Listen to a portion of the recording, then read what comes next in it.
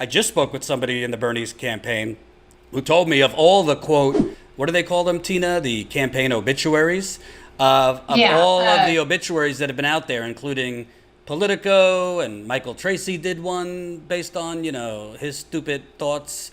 He blamed Bernie being, engaging with the woke culture for his demise, even though he probably didn't interview anyone with Bernie's campaign, but I digress. Exactly. Somebody from Bernie's I guarantee he did. somebody from Bernie's campaign told me this is the most accurate representation, and that person was pretty high up. So I actually think it's important to go through this today because there's important progressive races tomorrow.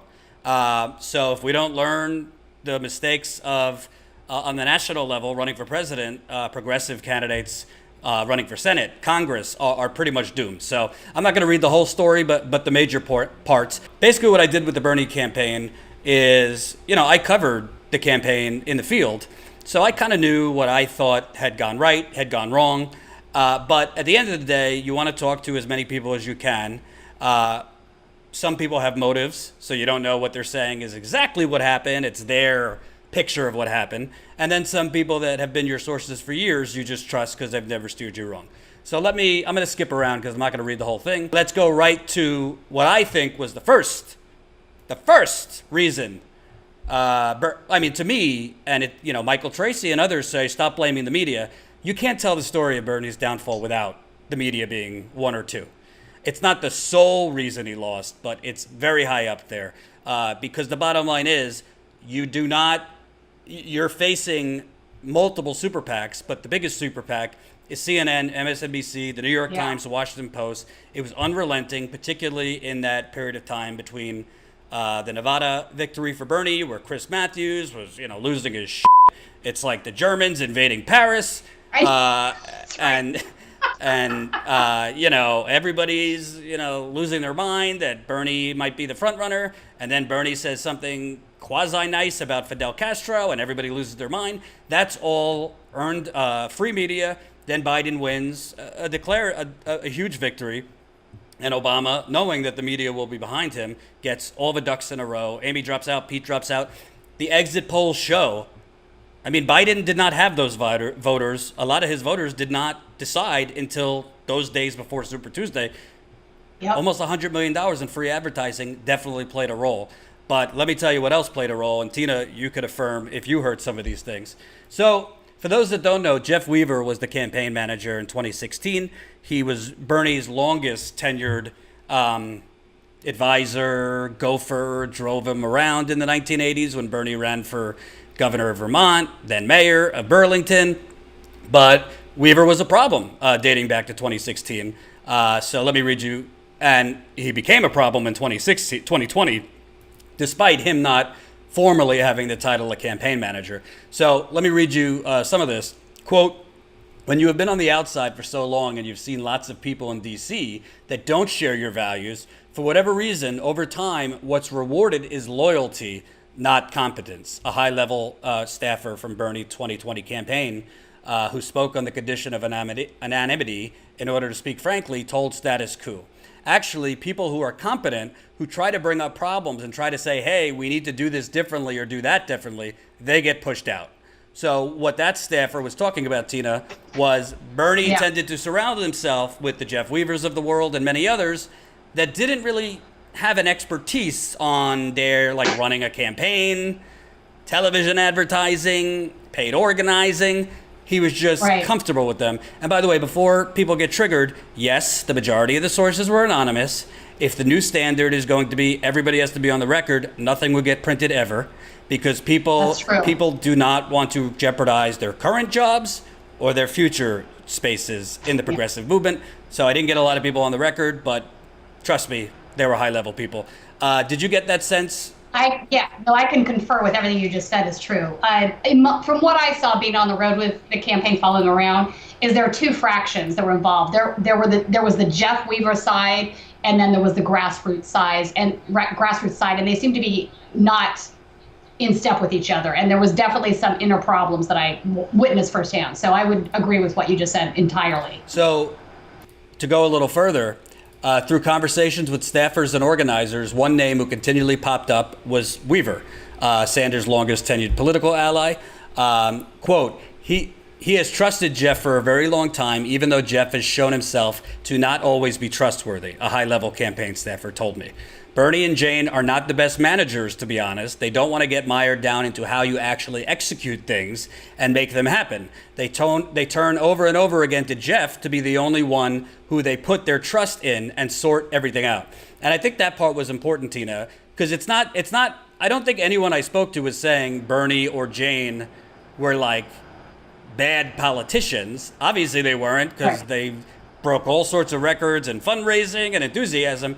But there's a difference between inspiring, giving a hell of a speech, bringing in young people, and like the X's and O's and execution. And I have heard from more than one person. We're talking lots of people. Bernie wasn't big on like the details. You know, he left that mainly to the people he knew and was comfortable with, which was Jeff Weaver. Which, again, a lot of people complained in 2016. You remember that whole fracas where like 8 to 10 people resigned immediately from Our Revolution because they had been promised Jeff Weaver's not going to be running it, and then Bernie brought in Jeff Weaver to run it, so they resigned. So let me read a little bit further.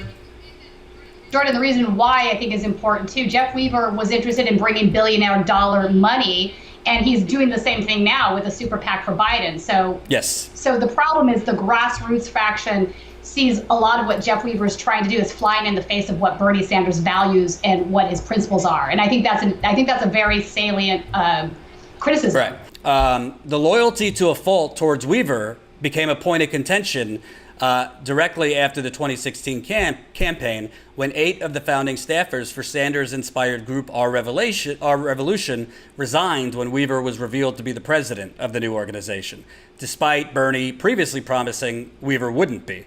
In addition to these staffers having issues with Weaver's management of the 2016 campaign, they also oppose Weaver's desire and intention to accept unlimited contributions from big money mega donors, a direct violation of Sanders' 40-year political mantra. Weaver filed to make Our Revolution a 501c4 in order to target big money from the likes of billionaires like Tom Steyer and George Soros, two sources familiar with Weaver's objectives told Status Coup. But in doing so, it made it impossible for Bernie to be involved with Our Revolution, considering congressional ethics rules forbids lawmakers from being involved with 501c4 organizations. Although some have claimed Bernie agreed with Weaver and sought to raise money from billionaires, Status Coup learned through multiple sources involved with Our Revolution's early stages that Bernie himself was frankly out of the loop, and his depth of understanding in terms of what Weaver was trying to do. When Bernie learned of Weaver's desire to accept big money donors, Bernie nixed that idea, two sources confirmed to Status Coup. In addition, the founding board of Our Revolution told Weaver they wouldn't accept any independent expenditures specifically for candidates. Donations would be for general purposes. It also mandated any donation over $5,000 would have to come to the board for approval. In 2019, the group took just 6 donations over $5,000, The Intercept reported. Quote, Bernie backed us up. He never supported getting money from billionaires, a high-level Our Revolution source told Status Coup in regards to Bernie agreeing that the group shouldn't be accepting mega donor money. The source also noted Bernie didn't have any direct involvement with Our Revolution. Weaver's short-lived tenure with Our Revolution is important to understand when fast-forwarding to 2020. Knowing that he couldn't convince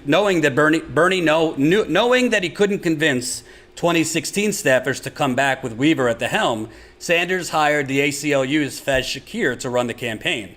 Despite Fez coming on to run the campaign, Weaver still had a front seat at the table for all major strategic decisions, according to a high-level staffer we spoke with. Weaver's role was especially prominent in the early period of the campaign when Shakir, who had never run a political campaign before, deferred to Weaver for guidance on things he simply didn't know.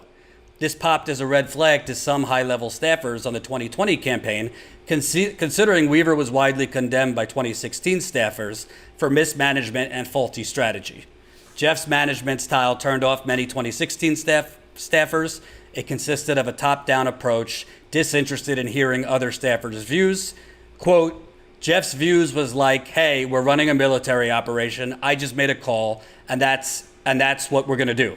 one staffer told Status Coup. Strategically, many staffers from 2016 argued with Weaver over his championing of a more traditional, heavy TV advertisement approach over investing more heavily in a robust paid organizing operation. With the concern over a 2016 sequel, many returning staffers from the campaign from 2016 were optimistic when Shakir was named campaign manager.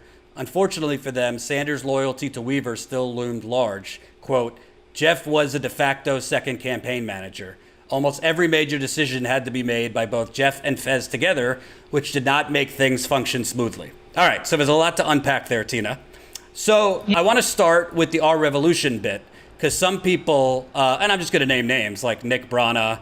You know, Nick Brana, for example, went on Jimmy's show, said that he had a front seat table at Our Revolution during the Our Revolution revolt, and that, you know, Bernie was totally on board with Weaver accepting big money contributions. Bernie was totally on board with taking billionaires' money. I know for some it's been kind of in vogue to just like, let's just shit on Bernie. He's a sellout, he's a fraud. But I also think you need to have your facts right.